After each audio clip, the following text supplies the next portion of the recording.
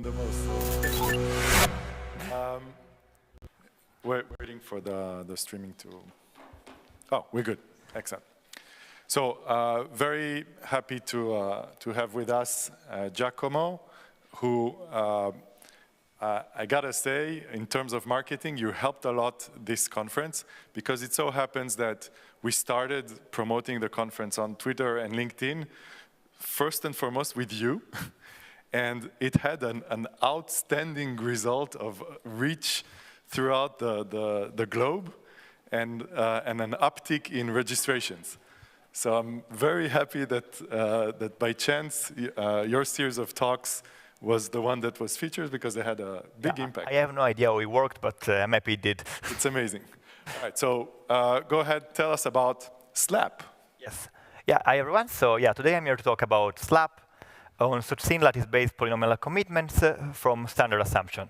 So this is joint work with Martin Albrecht, Kan Nguyen, and Sasha Olipa. And in this talk, what I'm trying to convince you that, like, while unstructured assumptions for post-quantum secure like snarks are nice and well, there's a case that lattices and like other more structured quantum assumptions could be an interesting direction to move forward. And the motivation of this is something that Al has been talking about yesterday. It is that we want to construct snarks in a modular way.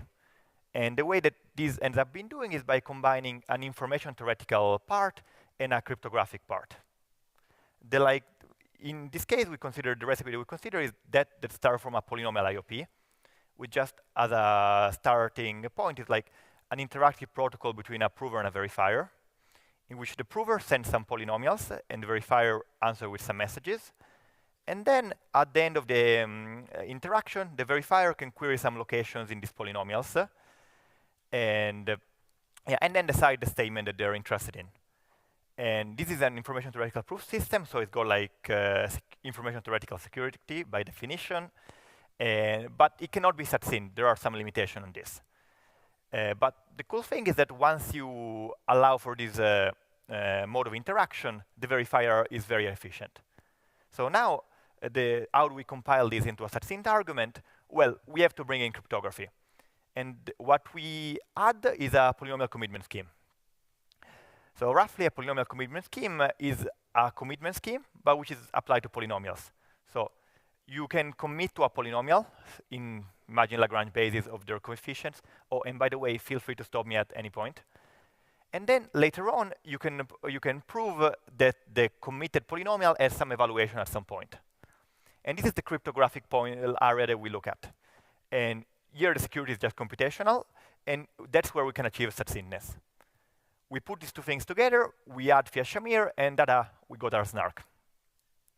And our focus in this talk is on the polynomial commitment part. For simplicity, I'm going to be focusing on the univariate, but the techniques in this paper can be used to get a multilinear scheme as well, very trivially. So, and here is some very incomplete zoo of polynomial commitments. And I've made these like axes in which I very arbitrarily put efficiency and structure. So there's efficiency of the scheme, and then there's like the axis of how structured are the assumptions. So I put these two lines of like where things start becoming post-quantum and where things are practical and when they're not. And this is very much just my personal opinion, so don't take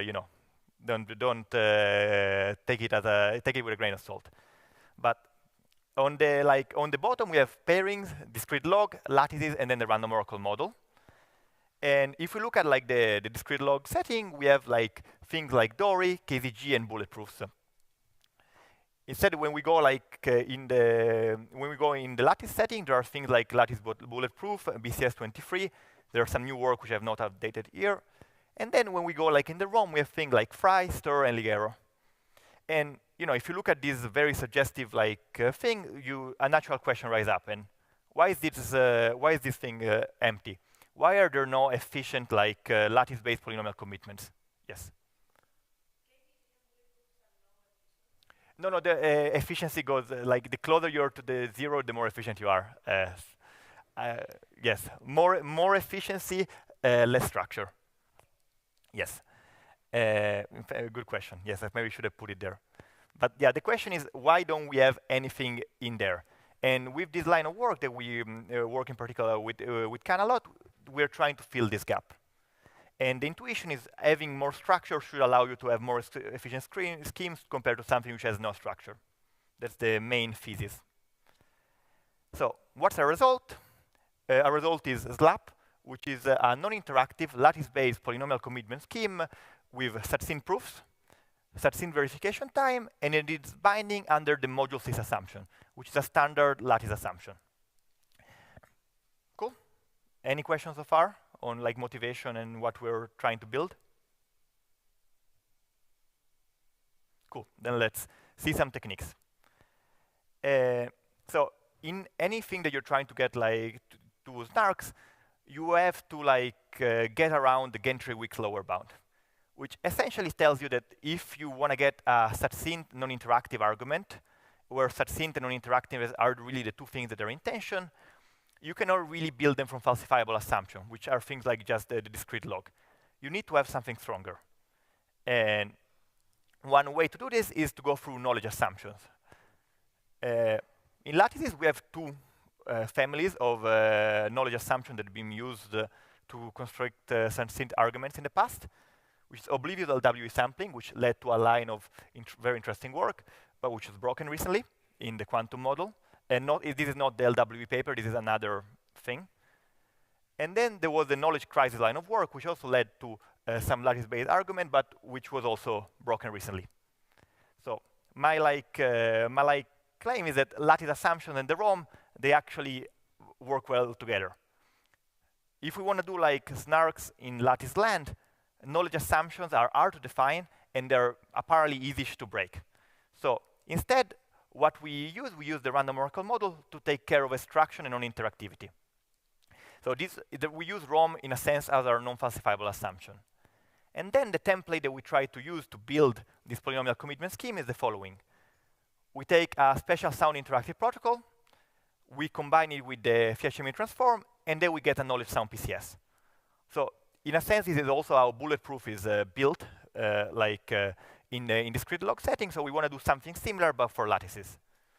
And we want to use the cryptography of lattices to get succinctness in the interactive protocol. An open question is, of course, is like, we have efficient PCS in the ROM alone, like stir, which we're very happy with. So there needs to be, to use lattices, we have to get a gain against these already very competitive schemes. So, okay, now we have a vague idea of what the template is. So how do we build a succinct PCS? A PCS is again made of two components, and you see there's a theme with like putting boxes around thing in all these slides. So we have a commitment scheme, which gives you like a vector, and then you can commit to get a commitment T and some opening S.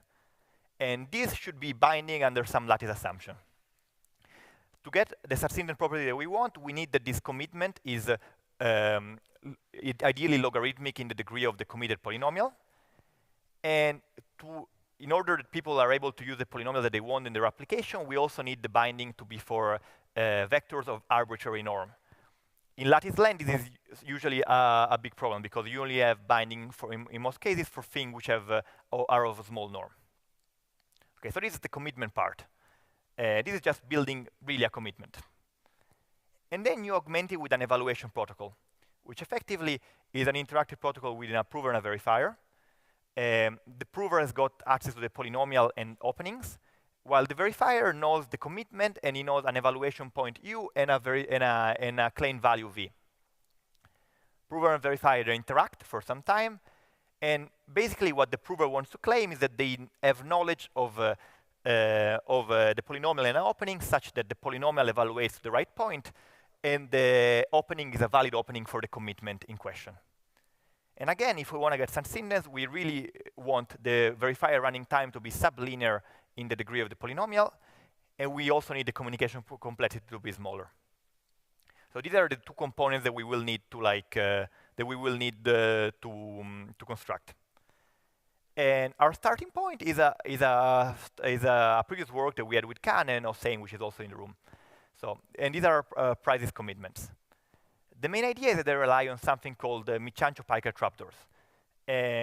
Roughly, you consider some structured matrix of this form, and you have a trapdoor for it. And a trapdoor in this sense is something which allows you to sample short preimages. If you wanna commit to some coefficient of a polynomial, by the way, this is a laser, yes. Oh, oh. Apparently not. This is just a mouse thing, which I'm not good enough to control. But if you wanna commit to something, what you use the trapdoor to sample a short pre-image of this target vector defined here. And then the commitment is the last, basically the gadget matrix multiplication of the last thing. This is not too important exactly what it is, but roughly think about this. I use the trapdoor to sample a short pre-image of some target, and then if I want to open, I just check that all these equations verify, and that the openings are actually short.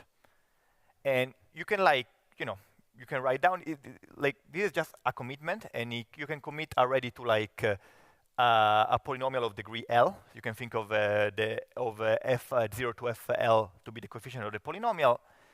And the cool thing is that the size of the commitment is very small. So the size of the commitment is very small. We'll analyze this thing later. And this previous work, this commitment scheme is binding under what are called the basis family of assumptions. So roughly, this you can think about as a shortest integer solution, but with some extra information. So this is the general game. So you're asking the adversary to find some short vector that maps to 0 under this matrix A star. But additionally, the adversary is also giving this auxiliary information, which may make the problem easier or hazardous. So if, for example, we don't give any auxiliary information, then we're just in the cis case. So that's nice. That's a standard lattice assumptions. In our case, we have we actually give away some information, and this is a trapdoor that we saw before in the commitment. So what we're saying really with this family of assumption, and there are two different ones, is that we have despite having a trapdoor for a related matrix, it's still hard to find a short integer solution for the target matrix. So this is what this family of assumptions do it. And the issue is that, why did we have to make a family of assumption? Because we don't know in general how to reduce these kind of things to just to cis. And since we need to give away this trapdoor to commit, we had to rely on this family of assumptions. So let's take stock of this commitment that we have so far. What are the pros and cons? So the commitment is succinct, which is what we need. Compared to other lattice commitments like ITI commitments, you can actually commit to messages of arbitrary size. It has a lot of algebraic structure, which then enables you to do this efficient evaluation protocol, which I will not describe now. But the issue is that there are some issues. So binding is under these non-standard assumptions. The time to commit is quadratic in the polynomial, which is a big problem for practical applications. So is the common reference string. So the prover needs to carry around this very huge quadratic reference string. And also the setup is trusted. So roughly when you do this, this is kind of like KZG, in which you have some toxic waste that you have to throw away. So what we want to do is try to remove as many of these cons as possible. And the question is, can we do better? And the main observation is that it's something that actually still comes from our previous work, is that if you're trying to commit but to a small enough vector, so a vector of size 2, then you can actually reduce this prices assumption to standard module cis under some beautiful condition, because it is lattice land and every bound is as ugly as it can possibly be. So okay, so we can commit. So now imagine that we can apply the commitment that we saw before, but only with 2 elements. So you cannot really do much because you want to commit to larger polynomials. So what we aim to do is actually apply this commitment more times. So what we do, we define some new assumption, which we call the multi-instance basis, which is roughly you have multiple target matrices, and so you're trying to apply the same assumptions more than one. And intuitively, in the full scheme, we will have many common reference strings, many commitment at different layers that we will be using to construct our full scheme. And the adversary wins if it is able to find some solution to this system. And what we show in this work is that this multi-instance assumption is actually just as hard as a single instance assumption. So in particular, if you can reduce it to module sys as well. Cool. So now we can do commitment. We can do many commitments. So what's the next natural thing to do? We make a Merkle tree. That's the only trick we know to do. So now suppose you have this polynomial and you want to commit to it. What you do is you commit to two of them at once, and you construct the commitment, and then you keep the corresponding openings around. You do that for that, and then you just simply recurse at each point, committing to the commitment. This is exactly like Merkle tree doing, only that now the commitment that we're using is not simply an hash function, but we're using this lattice-based commitment. Okay, cool.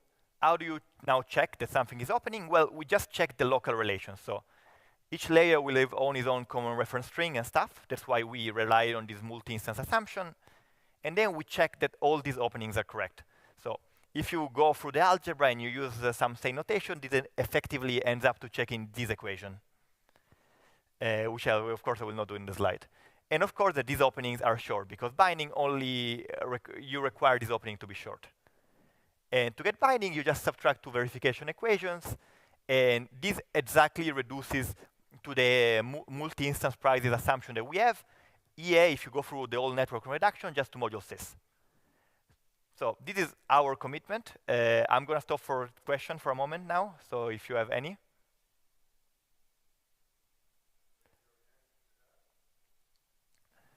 Okay, if not, then we can continue with the cooler stuff, because this is just doing the commitment, and now we have, we still maintain the fact that the commitment is succinct. We can still commit to messages of arbitrary size. Now the time of commit is quasi-linear instead of quadratic, because when building a Merkle tree, you only apply this small commitment a linear amount of times. The common reference string is now logarithmic instead of like quadratic. And it is now binding under standard assumption. So we basically removed all of the drawbacks that we've seen, apart from the trusted setup. But psych, we actually removed that as well with our follow-up work removed that as well using a very similar strategy. So now the only thing that we're left over is, can we use this commitment to do an efficient evaluation protocol? And that's what we will try to do next.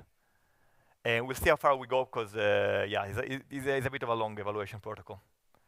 But the strategy will be that we'll do basically a reduction of knowledge. So the prover knows a polynomial and some openings, and the verifier will know a common reference string, a commitment, and a claim. And after their interaction, the prover will now know an updated polynomial and openings, and now this polynomial will be of half the degree of the original one. And the verifier now will know an updated common reference string, an updated commitment, and a new claim. And the idea is that once we have this basic building block protocol, we can apply it recursively to get like something which has the right succinctness properties. And the main idea that we use for this evaluation protocol is that of Fry. So this is for the evaluation part. So this is what the prover would do. It will take the polynomial and split it in its odd and even coefficients. So this gives you two polynomials of degree half. And then the verifier will give you some randomness that it will use to combine this left and right part. And you will use it to compute the new updated polynomial G. The prover will also have to send some additional information, which will then be used to update the claim for the verifier. And you can check that all the algebra works out. But roughly, this is exactly what we're doing Fry. We're folding the polynomial in right and left halves. Okay? Cool. So this is the main thing. We know that this is how the polynomial will behave. Now let's see how everything else happens. So, for example, how do the openings end up looking like? So we will have our polynomial, which has some coefficients, and now we split it in odds and even. And we folded it, so now we have with the new polynomial, we'll have these following coefficients. So Now, what we want is that for the verifier to be able to take his commitment and actually for the approver to take his openings and efficiently update them to some new ones. And the kind of idea that we have is that since this commitment is additively homomorphic, what we can do, we can just fold the two halves of the tree together. So roughly, you can take the left subtree and the right subtree and just like put them together with the right scaling, and this will exactly give you the update of the openings. And if your alphas are chosen appropriately, this will also not blow up the norm too much. Okay, this has been all prover side so far. So how does the verifier, with the little stuff that he knows, be able to also update the CRS and his commitment? And turns out that, so we have shown how to do this, and if the alpha either are short, so the new openings also will be. And the way to compute the new commitment is actually relatively simple. So if you take the verification equation that I've shown you before, you can basically peel off the first layer, and you can get like an expression which relates to the which just relates to the folded polynomial later on. And the only thing that the approver needs to send is the opening of the top layer. So this S0 and S1. And the verifier, what we will do, we will update the commitment to this right-hand side of the equation. This is where some of the algebraic structure that we have really helps out. Putting it all together, this is what a single iteration of SLAP looks like.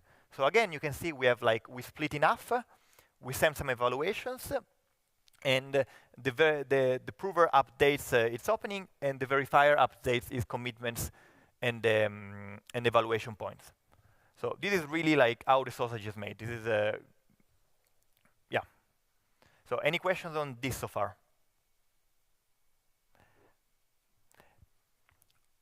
Perfect. Then I'll go ahead. So the question is that, like we have a nice protocol, it's nice, we're using a lot of algebraic structure, but are we done? Intuitively, you just want to apply these recursively log d times, and then each time you shrink the degree by half, so you end up getting to something of constant size, so you can then send an opening. Knowledge soundness follows from something that we introduced in the previous paper, which is this coordinate-wise spatial soundness notion. Commitment is succinct, the verifier is also succinct, so we seem to be very close to what we want. But the problem is that the knowledge sound error is actually terrible. Roughly, I told you before that to maintain that the openings are short, we need to the sampling set of the verifier needs to be also short. The one that I showed you in the protocol before was monomials. But monomials, there aren't that many of them. So there are only polynomial in the security parameter. So you're only able to get bad sound of these things. You can make this negligible by doing parallel repetition, but then if you do parallel repetition, you cannot apply the Fiat-Shamir. So we wouldn't be able to get a non-interactive protocol as we would like to. And this is actually a problem that most of lattice-based PCSs before us also have. They cannot be made non-interactive. So one idea that you might have to change to address this is to change the challenge space. So you can try to get something which are not monomials, but then you get a blow up in instructions, and essentially that limits how many recursion you can do. You can only do roughly log d instead of log d, which only gives you a quasi-polylogarithmic, where quasi here is something that we basically just refers to what you get in here. It is not a standard terminology. If instead you still want to get something which doesn't blow up in instruction, then there are very strong limitations on the size of this thing. So we have to get some new ideas in order to actually get some good soundness. And the technique that we do is something that we call claim bundling. And instead of proving a single claim, we actually prove many claims. So we're proving something harder, but that will actually give us more soundness, which is counterintuitive, but yeah, it works out. So instead of proving one single evaluation of the polynomial, we will prove many evaluations of polynomial at the same point. And as the previous work, because of the homomorphic structure of the commitments, our protocol can be very easily extended to deal with this case. So now we have, say we have two polynomials that we try to prove evaluations. We split each of them into two, so now we have 4 polynomials, and then the randomness now becomes this larger matrix. So, which we'll basically use to recombine. Sorry. The way that you should read it is that alpha iota I k folds f iota I into g kappa. Yeah, I didn't find a better way to explain this, but roughly, we will use this randomness exactly to decide which Fs are folded into what. So now we're not doing two proofs in parallel. These Gs will contain parts of each of the Fs. So in particular, you can see like that the G0 will contain like parts of all of the Fs scaled by this matrix over here. So this is weird. Why are we doing this? Well, the gain is that now the protocol is 2R coordinate spatial sound, and the child space is now size polynomial security parameter to the power of R. So if we're able to, since we can choose how many claims we're proving, we can make R larger, and then we are able to achieve negligible knowledge soundness error.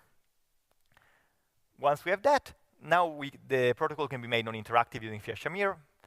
And if you want to then use it to prove a single claim, then you just set all the polynomials to be the same, and things work out. OK. Conclusion. We built SLAP, which is a non-interactive lattice-based polynomial commitment with succinct proof and verification time from standard lattice assumptions.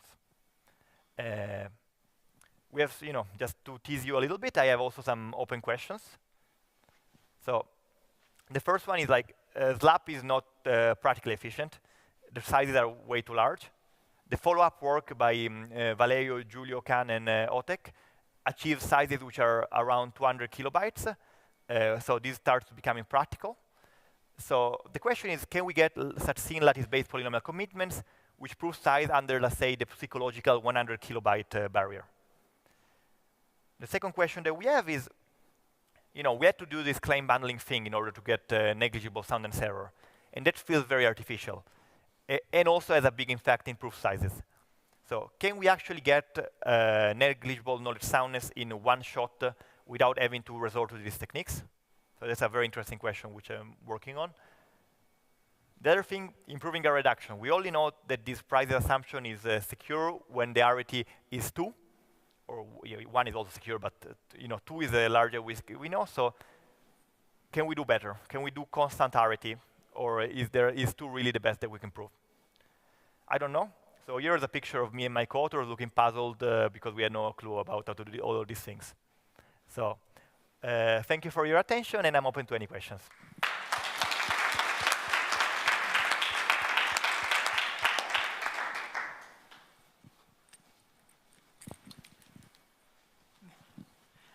Thank you for the nice talk. And I have one question about the soundness track of your scheme. In my knowledge, to applying folding technique in cis-based scheme, then the soundness lag is large due to the norm growth issues. So is it not the big issue of the larging soundness length? Sorry, so is the question that how to deal with the norm growth in the? I want to know about the soundness lag, the soundness lag of your polynomial commitment schemes. Sorry, can you repeat the question? I didn't get it. Soundness lag. In cis-based schemes, in my knowledge, the exactly knowledge extraction is hard to in cis-space because of the norm. The guarantee of the norm is large because of linear operation. So the gap of the original knowledge extractable bound and real extractable bound. I know the gap of the Yeah, so the norm growth is a real problem, both in completeness and in extraction. So what we show for this scheme is really a lattice extraction, which is the notion that we aim for. So we actually get an extracted witness with larger norm. Yes. The thing is that as long as like your extracted norm is still smaller than the cis bound, so cis is still hard, then that still proves that like your scheme is has got evaluation binding. So yes, but this norm growth is really the problem. This is like why we have to choose the monomial, why we have to go through all of that thing. Yeah. Oh, thank you for the answers. Thank you for the question. Okay, thank you very much.